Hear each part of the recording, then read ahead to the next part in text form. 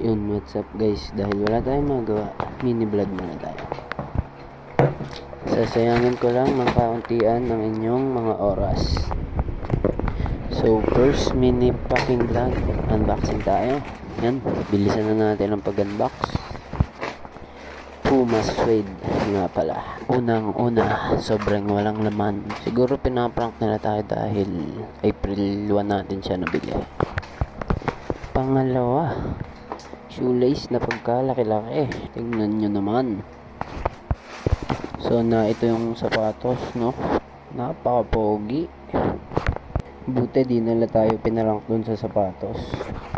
Suot na natin ang napaka-pogi sapatos. Bagay na bagay dun sa may-ari.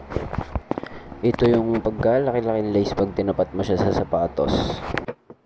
Pogi, di ba? Ito pala yung luma kong suede. Yun lang.